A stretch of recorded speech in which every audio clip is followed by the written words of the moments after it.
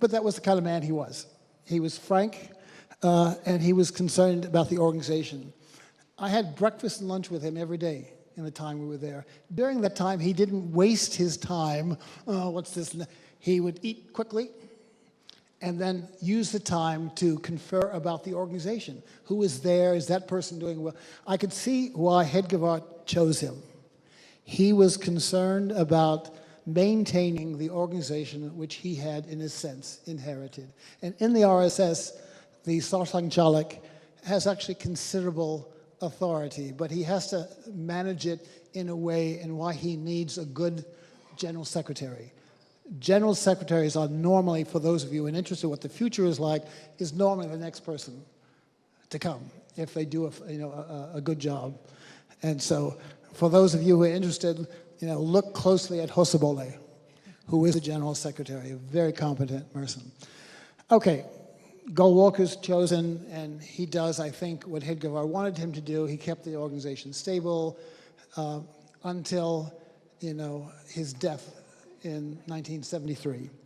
Then he chose somebody, this is Golwalkar, which was somewhat surprising too, someone who's much like the founder, Hedgewar. He was a social activist who was concerned about the goal of the RSS, which is unifying Hinduism. His very first major speech, for those of you who followed the RSS, you'll know about the incident I'm about to mention, was in Pune at a conference on, somewhat like this, a conference on ideas. And he gave a very direct speech, attacking caste, attacking the caste system. And there was a lot of speculation, particularly in the Orthodox Hindu community. What is this person doing? What's he going to be like as the head of the RSS? Well, he turned out to be like Hedgewar. He was a social reformer. He opened the door of the RSS to Muslims and Muslims and Christians. And that was not a surprising move for those who knew him. He felt that these people are Indian too. We have to include them as part of a general sense of who Indians are, and they are Indians. So he did that. And Dr. Andersen, if in that sense, can we say that Bala Sahib Deoras was the most transformational figure that the RSS had? Yes. Actually, that's a great point. I mean, when he came, he really transformed the RSS. He brought it back to what it had been under Hedgewar, a group that had socially conscious, but with one or two critical differences. You had an independent India, and you had a time of troubles in India as well, economic and other words.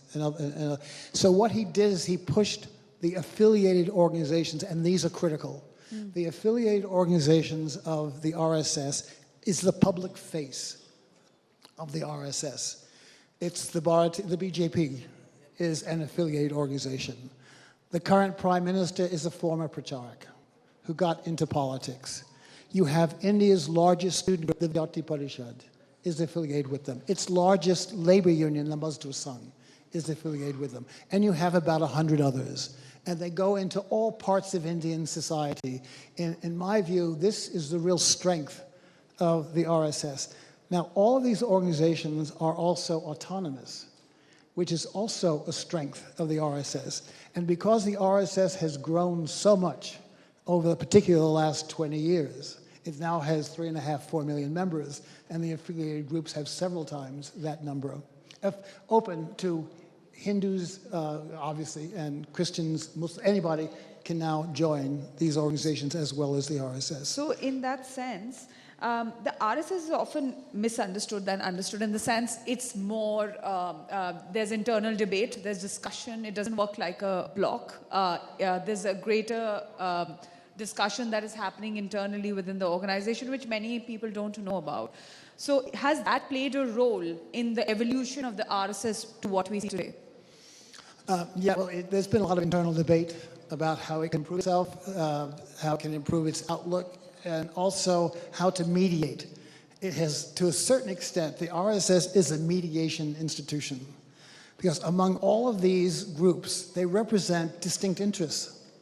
For example, on issues of land reform, welcoming outside investment, in fact, there's one of the organ affiliate is specifically against foreign investment as somehow